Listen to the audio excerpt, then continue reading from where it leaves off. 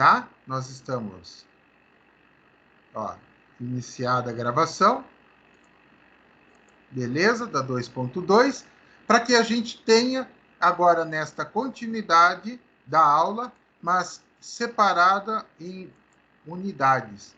Então, assim, dessa forma, nós ficamos com a 2.1 isolada e nós temos agora a 2.2 iniciando agora.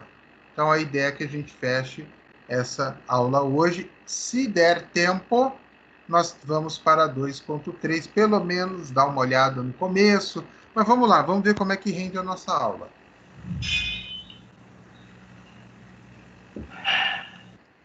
Alguém abriu o áudio, quer falar alguma coisa? Não, foi sem querer. Não, tranquilo. Dando sequência, análise dimensional e estrutural. Então, o equipamento ele é composto por diversos componentes, cada um realizando uma determinada atividade para a qual foi projetado.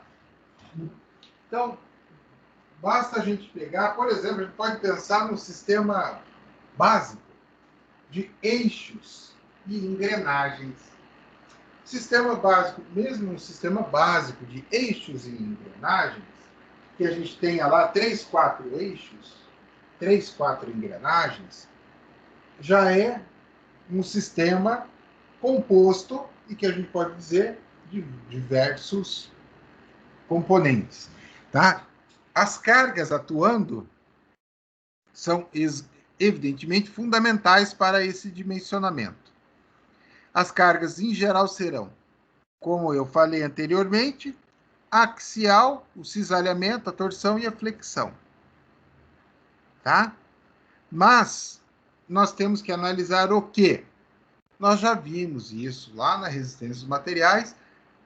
A ação de carga em uma peça não quer dizer que ela transfira, que ela transmita a mesma carga para uma outra peça. Né? Só quer dizer que ela vai transmitir. Quanto?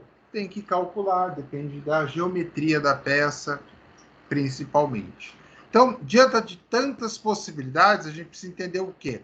Um pouco mais essa relação entre tração, compressão e torque.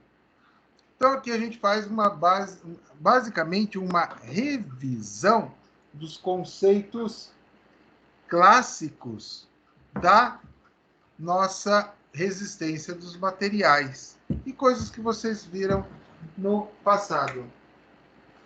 Tá? Então, na verdade, nós temos os conceitos de flexão, torção, cisalhamento e compressão aplicados, por exemplo, se eu falar de uma peça básica aqui, eu tenho o meu comprimento, a força e a deformação. Então, essa força aqui, e na figura, eu vou ser bem sincero, o autor foi pouco feliz. Ah, professor, mas fala a verdade. Esta simbologia representa uma carga concentrada. Aqui eu tenho um triângulo. Ok? Aqui, este diagrama é de uma carga distribuída. Mas ele não colocou o diagrama. Ele colocou o que aqui? A deformação. Tá? Deformação. Então, o aluno pode ficar um pouco desatento neste detalhe, mas é uma deformação. Aqui, ele está variando o tipo de travamento ou apoio. Significa aqui um apoio fixo, aqui um apoio móvel, é o que ele está querendo representar. E aqui um outro tipo de figura geométrica. Todos eles estão sendo retratados aqui o quê? A deformação. E aqui é um gráfico da deformação. Tá? Ele está representando aqui a deformação que ocorre nas peças. Tá? Então, de acordo com Budinas e Nisbet, Uma mola é um elemento mecânico que exerce uma força ao ser deformada. Então a gente deve lembrar o quê? O coeficiente de elasticidade da mola, tá? Então esse coeficiente de flexibilidade da mola. Então aqui é dado função da força pela deflexão. E é o módulo da elasticidade, L é o comprimento da viga. Logo, eu posso ter a deformação K para essa estrutura aqui. Ou seja, quantas vezes eu oscilo, quantas vezes eu deformo isso aqui. Lembrando que eu estou falando de que tipo de deformação? Deformação no regime elástico, o qual nós vimos ali na 2.1, as peças podem estar submetidas à fadiga, se elas estiverem acima daquele limite de suporte de tensão. Seguindo a análise, nós temos o quê? Nós temos aqui a análise da torção.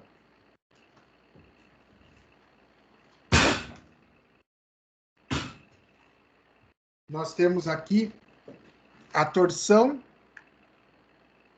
associada o quê? A essa deflexão.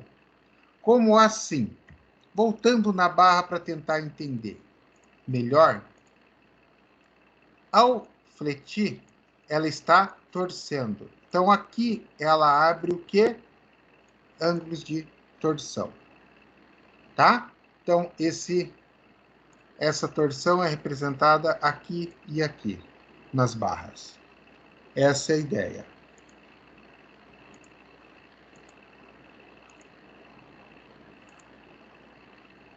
Ok?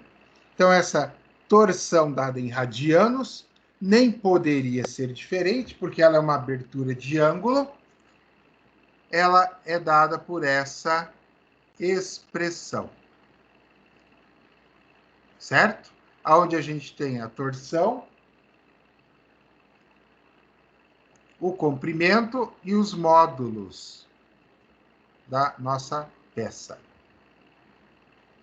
Então, novamente a fórmula clássica, e aqui eu vou ter duas condicionantes. Eu estou passando um pouco rápido, porque isso é o conteúdo de resistência dos materiais. Evidentemente, ficando qualquer dúvida, eu peço para que vocês digam, né? Ó, professor, pô, ali não ficou muito legal, eu paro e explico para vocês sem problema algum. Então, se eu tiver uma tensão maior que zero, né? Eu estou fazendo o quê? Pensando na tensão em valores maior que zero, ele está arbitrando que a tensão positiva será de tração. Ou seja, eu vou ter um alongamento da peça. Se a tensão menor que zero, eu estou fazendo a compressão. Eu vou ter um encurtamento da peça. Sempre a análise é feita conforme a nossa figura no eixo axial da peça. Então, eu pego o eixo axial da peça para fazer esta análise. E aí eu tenho quem aqui, adivinha? O meu gráfico da lei de Hooke. Ok? Nós já vimos isso. Já estudamos esse gráfico. Mas olha lá. Este é o meu regime elástico. Aqui é a região plástica. Tá? E aqui, deformação específica. Ou seja, a parte onde ele vai romper. Aqui, olha os meus limites aqui, ó. Limite de resistência à tração. E o meu limite de ruptura. E aqui eu consigo tirar uma reta secante através da equação da reta no regime plástico. eu obtenho módulo de elasticidade, né? Então, se eu pegar aqui, é uma reta do primeiro grau? Sim, ela não é curva. Aqui, ó, é segundo grau. Mas aqui é primeiro grau. É uma f de x igual a x mais alguma coisa. Me dá o meu módulo de elasticidade. Então, essa deformação é calculada a partir dessa expressão. Bem tranquilo e fácil, né? Por quê? L menos L0. Ou seja, eu tenho minha deformação inicial, eu tenho meu comprimento inicial em função da medida final. Então, eu tenho final menos inicial e divido pelo inicial. E eu vou obter a minha deformação. Detalhe, esta deformação, como vocês podem observar ali, é uma deformação o quê? Adimensional. L corta L. Então, eu tenho um dado adimensional. Então, geralmente representado em percentual. E aí, deformação como expressa pela lei de Hooke. Tá? Então, eu tenho o E, meu módulo de elasticidade, que a gente acabou de ver lá, e eu acabei de falar para vocês que isso é algo que não se aprende em resistência dos materiais, porque não é ideia, né? Confundir a cabeça de vocês e falar para vocês, olha, pessoal, tá vendo isso aqui? Esse material se comporta assim, ó. Todo material vai ter esses 3 comportamentos, desde que esse material seja isotrópico. Né? Lembram? Ele tem as mesmas propriedades, ele tem tudo, é um contínuo indeformável. Mas a gente sabe, pela teoria das discordâncias, que nós não temos essa condição. Que eu vou ter descontinuidades do material que vão gerar depois no futuro o seu rompimento. Ok? Então, se eu pegar a tensão pela razão direta, tensão pela deformação, eu tenho o módulo de elasticidade. E posso obter pela equação do primeiro grau, que representa este módulo. Então, um comportamento elástico de um material varia em função do quê? Da estrutura, ser dúctil ou frágil. Como assim? Dúctil ou frágil. Se eu tenho um material frágil, significa que ele apresenta baixa ductibilidade. Se eu tenho um material mais rígido, né, frágil, ele suporta em geral maior carga, mas ele rompe de forma mais frágil. Em contrapartida, a recíproca é verdadeira.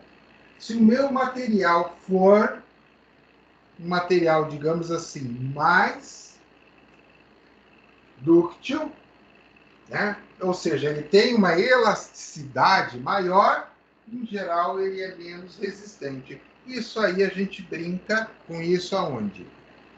Lá no tratamento térmico, na adição de carbono. Agora, olha só. Lembra, nós temos descontinuidades na estrutura cristalina atômica do aço. Ao inserir o carbono, eu começo a criar o quê? Barreiras para o deslizamento atômico. Como assim, pessoal? Esse negócio de deslizamento atômico? É. Por quê? Quando o metal se deforma, o aço se deforma, ele está fazendo o quê? Ele está mudando a sequência atômica, né? Ou seja, ele está fazendo um dos 2 tipos de deslizamento,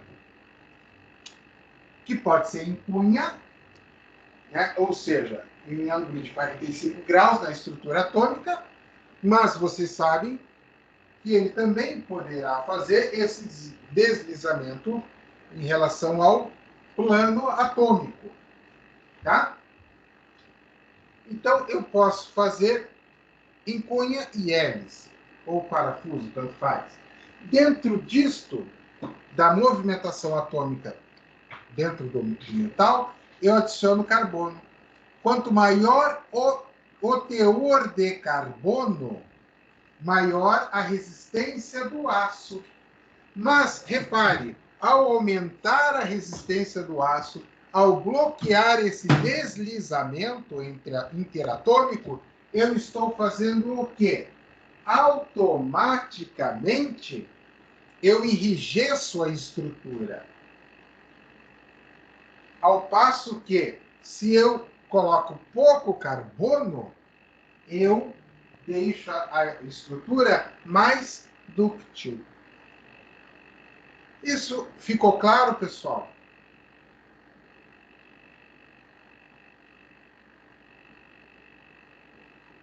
Pessoal? Ficou, professor. Vocês já tinham visto esse conceito dessa forma? Já tinham... Isso, teoricamente, é uma revisão de conceitos. Vocês já tinham visto essa análise dessa forma, analisando o efeito do aço na estrutura do carbono, da estrutura cristalina do carbono? Já. Beleza. Então, é que a ideia é fazer uma revisão conceitual, tá? Então, aí se vocês tiverem qualquer dúvida, é só falar, que a gente para e trabalha o conceito. O coeficiente de Poisson é outro que entra na nossa turma. Ele pega a deformação transversal pela deformação longitudinal. Basicamente, eu tenho aqui meu corpo. Que coisa linda esse corpo, para não falar outra coisa, mas tudo bem.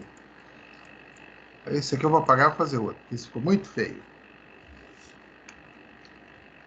Vamos lá.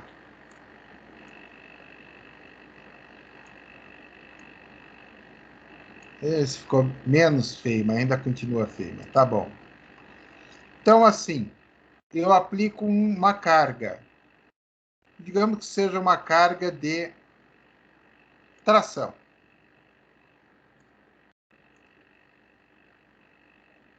E aqui está a deformação. A peça em azul deformou. Não, ficou muito feio isso. Peço desculpa, vou melhorar isso aqui. Não pode ser tão feio. Eu vou fazer aqui nesse cantinho aqui.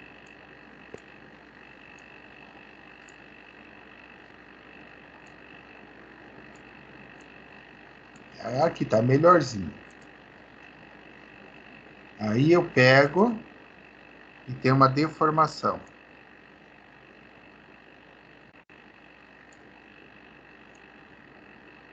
Ok.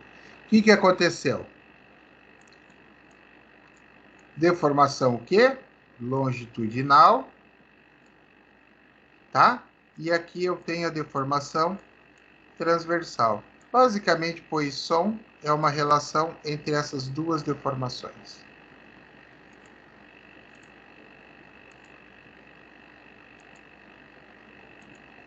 Então, a razão entre a deformação transversal associada à longitudinal na direção de esforço de tração chama-se coeficiente de Poisson ou razão de Poisson. Geralmente trabalha com coeficiente, tá? De Poisson. Essa é a palavra mais usada, tá? Então a gente vai agora entrar na tensão de cisalhamento.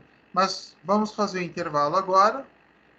Voltamos 8h45 para continuar. Até aqui, alguma dúvida? Como é que tá, pessoal? Não, tá tranquilo. Tá tranquilo. Maravilha. Não são muitas páginas que a gente tem assim pela frente, pessoal, tá? São 13 slides, a gente está no 7. Após o intervalo, a gente vai conseguir fechar a aula de hoje. Maravilha. Daí a gente já recuperou um pouco do conteúdo. Não, porque a gente só tem mais, fora a aula de hoje, mais 5 aulas, né, Luana, que a gente viu lá. A gente só tem só mais 5 aulas, igual a gente falou mais cedo. Beleza, vamos lá para os nossos 15 minutos.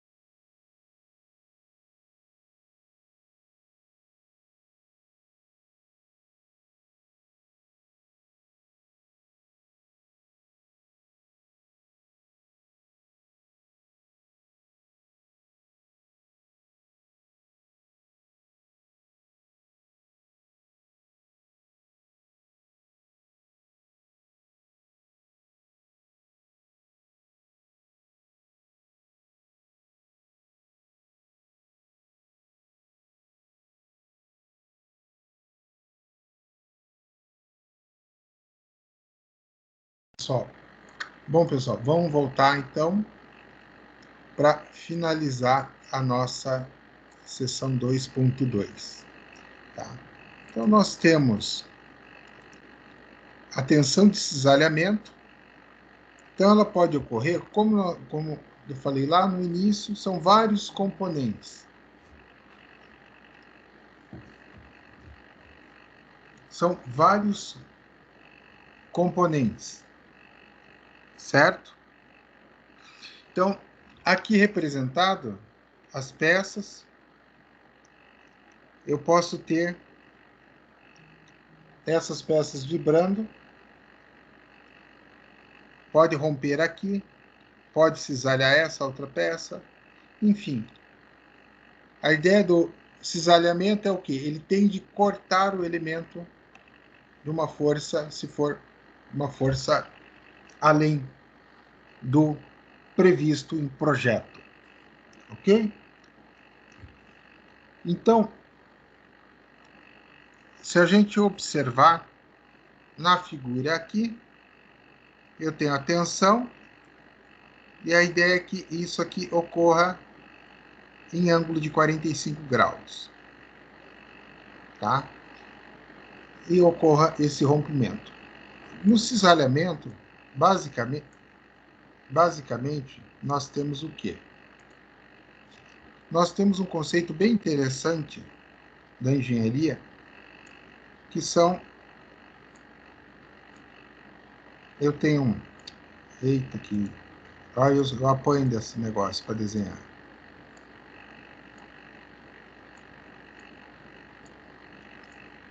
Tá. Eu tenho aqui a minha peça, meu material. Então, estas linhas imaginárias traçadas no material, nós chamamos de bielas de compressão, tá? Ou seja, é nesse sentido que o cisalhamento vai ocorrer em qualquer material. Então, ele está marcando este ponto. Na verdade, a tensão desse cisalhamento, ela ocorreria aqui. Ele marcou daquele lado, como exemplo, mas eu poderia ocorrer aqui.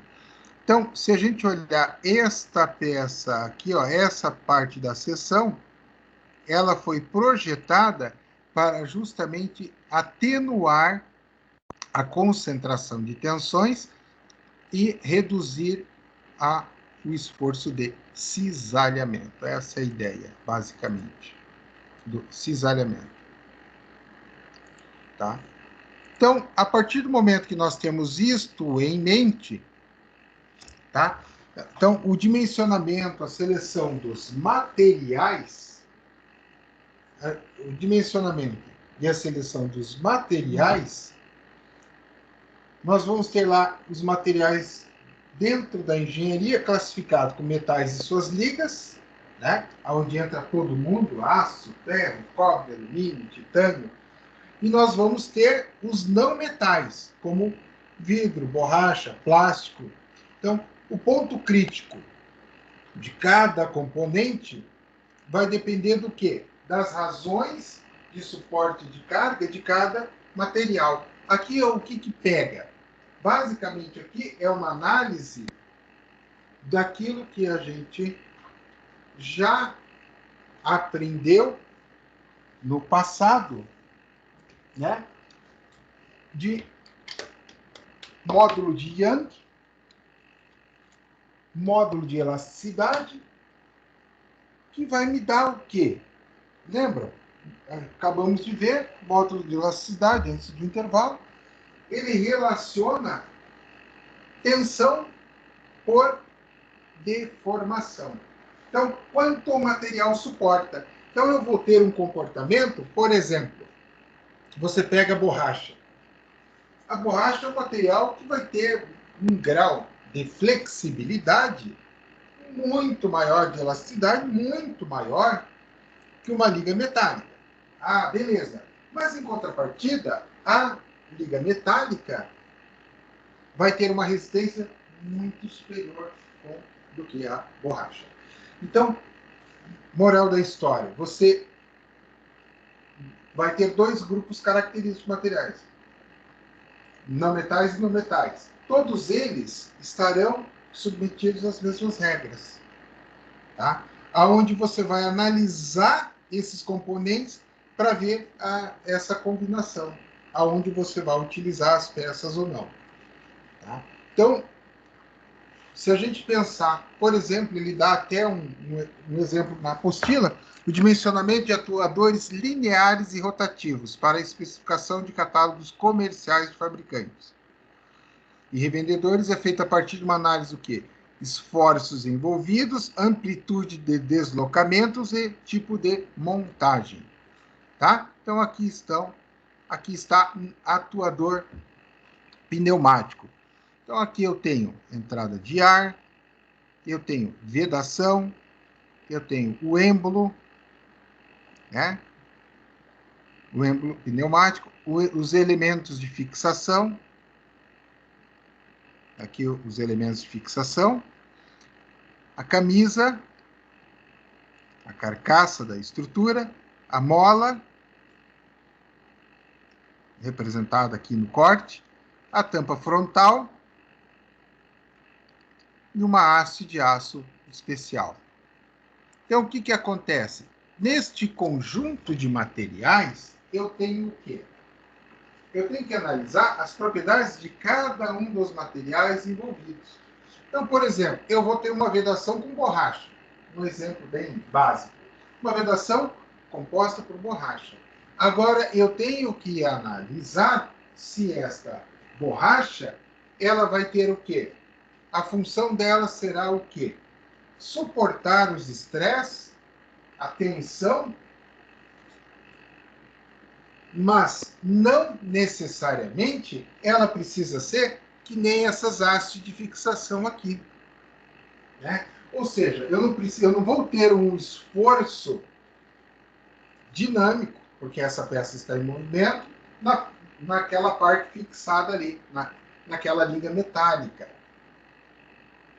Eu vou ter um esforço diferente, ou seja, você precisa analisar o conjunto e ver as características de todas as peças envolvidas, baseado naqueles conceitos que a gente viu lá atrás.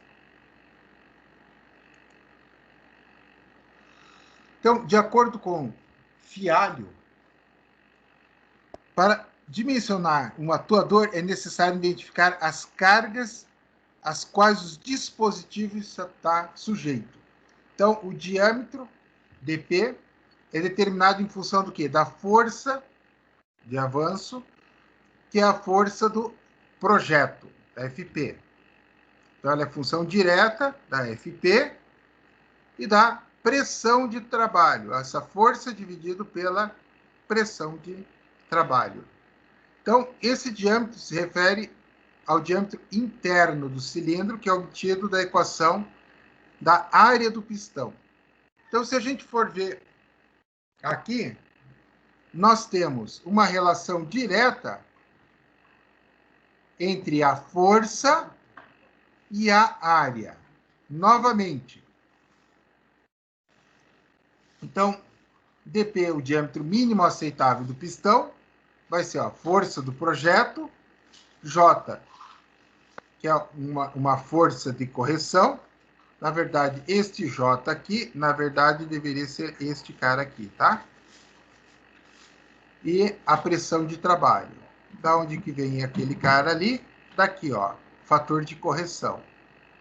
Então, vai depender do quê? Do tipo de operação descrita. Observa, lenta a carga aplicada, opa, 1,25, ele pode ser um fator mais baixo. Rápida, um fator mais elevado. Então, ou seja, eu tenho uma variação da força aplicada, eu uso um fator de correção. Na verdade, um fator adicional de segurança embutido no cálculo. Ok? Então, os atuadores giratórios devem ser dimensionados por dois critérios, em função do ângulo de giro necessário, do momento de torção, que deve ser transmitido para o seu eixo. Então, aqui nós temos momento vezes a força pela distância. Então, na página 93 da apostila, nós temos um exemplo disso. Um exemplo matemático, para ficar menos teórico, ficar uma coisa mais tranquila para a gente analisar, né? Então,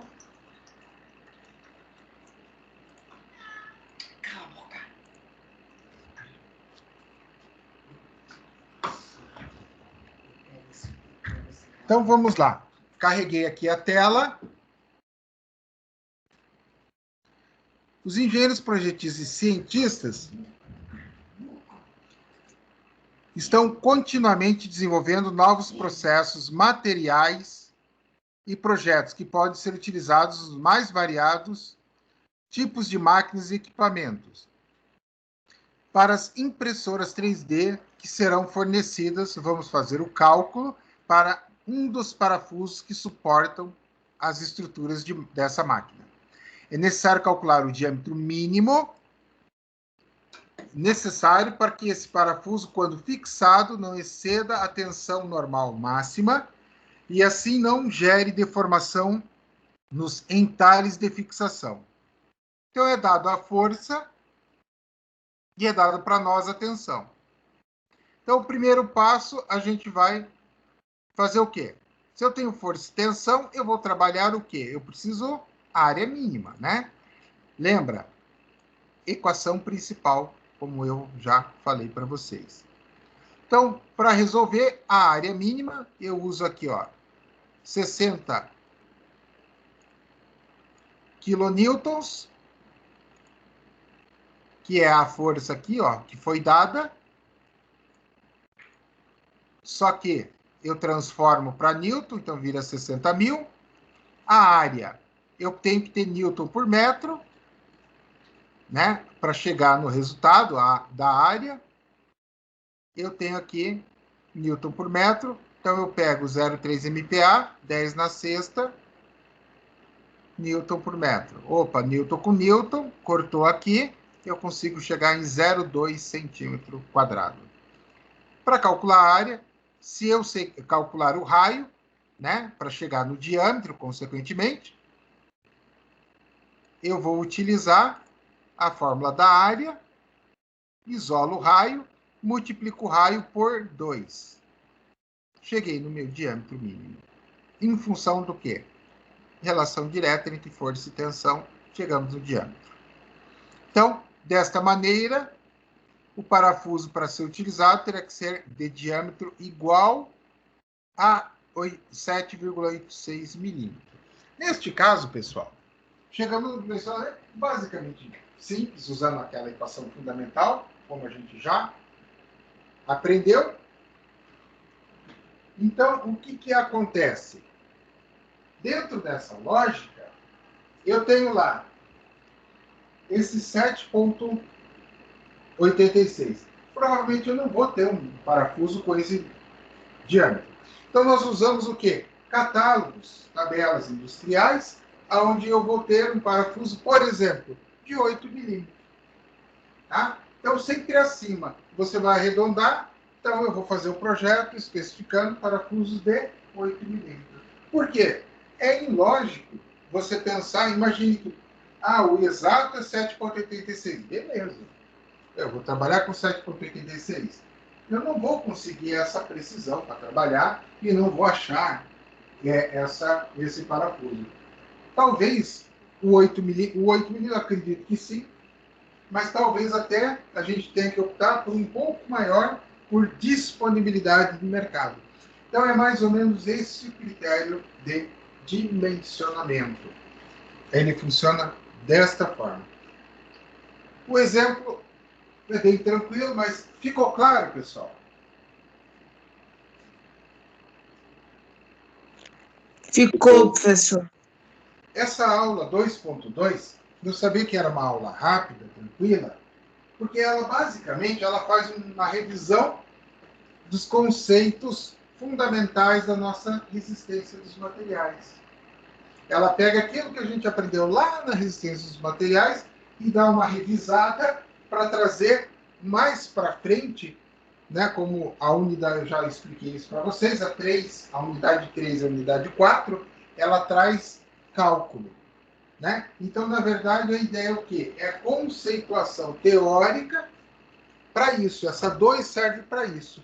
Na próxima aula, 2.3, que a gente vai ver semana que vem, e provavelmente a gente vai ver, provavelmente não, quase que certeza, a gente vai ver a 2.3, que é uma aula curta também.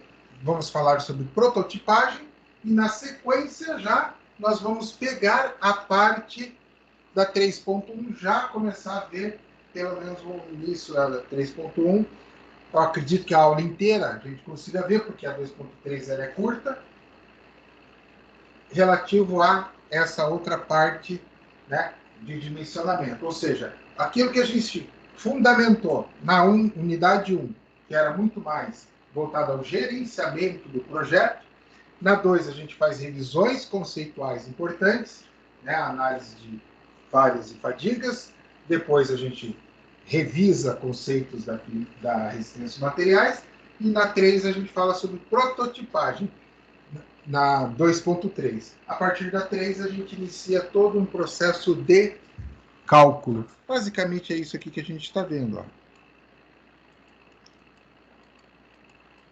Ó. Opa, olha só. Gerais, na verdade, é gerenciamento, que a gente viu, análise e modelagem, que é onde a gente está. A gente acabou de ver a análise dimensional e estrutural. Daí, prototipagem na próxima aula. E aqui, ó, aqui que começa a ficar divertido e legal. Porque aqui a gente inicia o processo de dimensionamento. E aqui, novamente, a gente continua com o dimensionamento.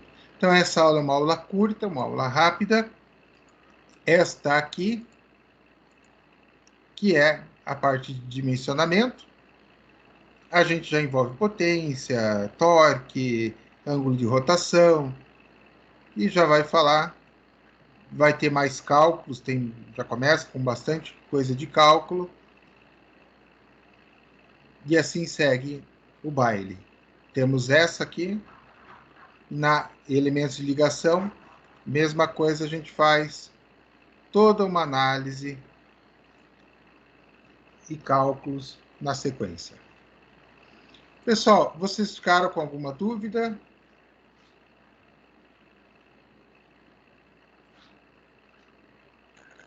Não, professor, ela foi bem tranquila. Da prova, vocês têm alguma dúvida? Não. Pedro, ficou com alguma dúvida da prova? Não. Tem não. Bom, beleza. Vocês foram bem, a prova estava bem fácil, bem acessível. A segunda vai dar um pouco mais de trabalho, tá? Até porque vocês viram que tem cálculos e tudo mais, a gente não vai ter como fugir deles. Mas o bom é que não tem nem derivado nem integral, né, professor? Aí já é mais fácil os cálculos. Ah, não. A gente não tem. Ah, bem que a gente podia analisar. Você sabe que aquela parte ali, aquelas análises, elas ficam bem legais. A gente poderia usar, por exemplo, a equação de Airy, a biharmônica. Vocês Não, conhecem? professor, vamos mexer com isso não. Vocês conhecem? Não. Tá. Não. Vou mostrar para vocês. Coisa mais linda do mundo. Deve ser a coisa mais difícil de fazer. Não, é cálculo diferencial, né?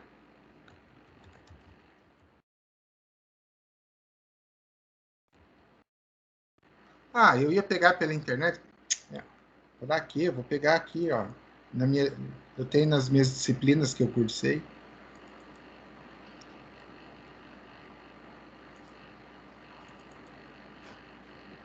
É de Pensa. controle que você tá falando? Não, é resistência.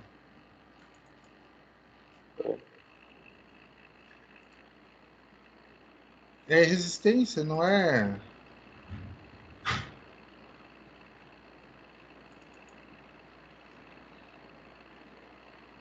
Eu estou pegando aqui.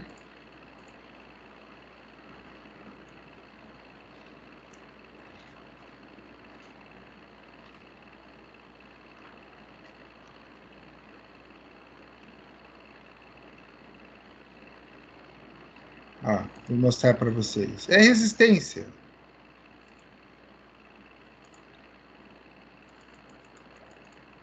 Então, ó, você faz análise do campo de tensões. Análise do campo de tensões, né? E aqui, ó, as derivadas.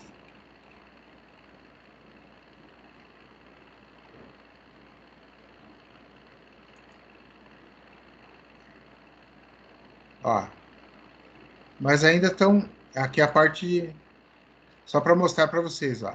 Então, por exemplo, aqui eu estou analisando cisalhamento, aqui eu estou analisando as tensões que a gente viu agora. Tensões planas, né? Então, que é mais fácil.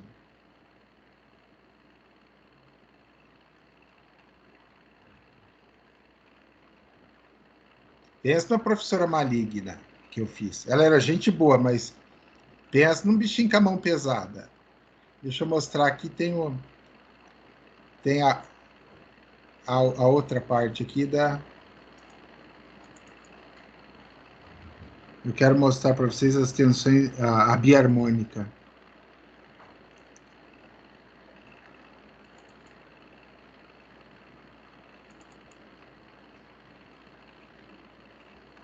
Assim, a mãozinha pesada dela na prova. Ela dava uma prova, 4 horas de prova, que você precisava de 6 horas de prova. Então você fazia correndo tudo e escolhendo o que você ia conseguir fazer. Essa sua disciplina que era assim lá na UFSO. É, tem uns professores que acham bonito ser feio, né? É. Eles têm orgulho de falar que ninguém passa com eles. É, e assim, eu vou ser bem sincero, eu não vejo que isso é ensinar. Ensinar é você fazer o teu aluno entender o que é. Eu estou procurando aqui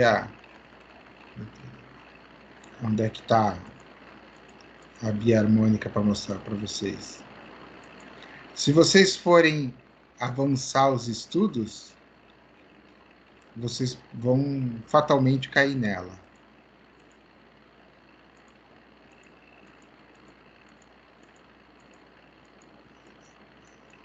É interessante. Ah, é fácil? Eu falei que era interessante, não falei que era fácil.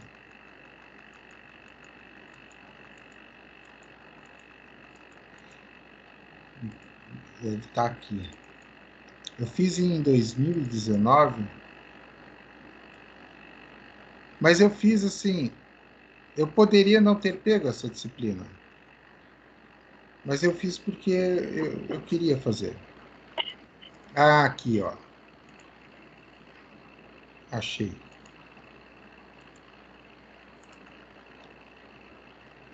Então, aqui, ó. A gente está pegando elasticidade, né? Ó, momento, ó, como você pediu, tá aqui as integrais, né? E aqui você pega o polinômio, e aqui olha só do que vira o polinômio.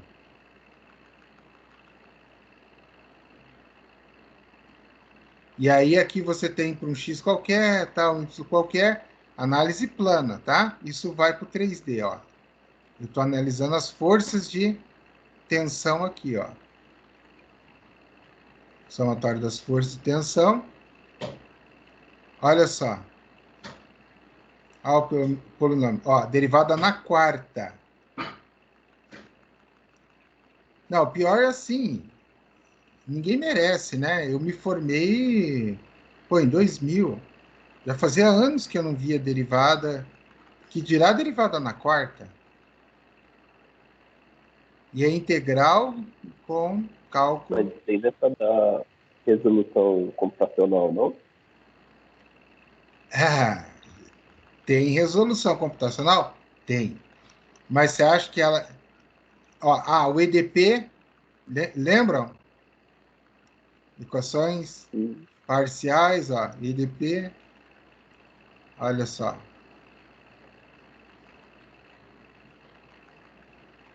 Tensões térmicas. Olha ela aqui, ó. Ó, a biharmônica. Eu vejo esse triângulo de ponta cabeça, me dá dois tipos de medo diferentes. Que olha, era trash. Mas nem tudo são coisas ruins. Ó, olha só. Na verdade, daria para dar para vocês isso aqui também aí nos cálculos. Ó, equação biharmônica. Olha só. Olha só. Tá ela aqui, ó. Ah, e detalhe, ela ainda com seno e cosseno, olha só. Olha só. As componentes, tensão em X, tensão em Y e tensão de cisalhamento. É isso aqui que a gente está calculando, ó. Essas tensões aqui. É sinistro. Detalhe, caía na prova, tá?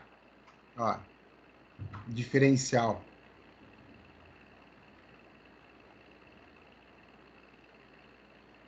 Eu acho que vocês não vão ter mais isso aqui, cálculo desse nível, né?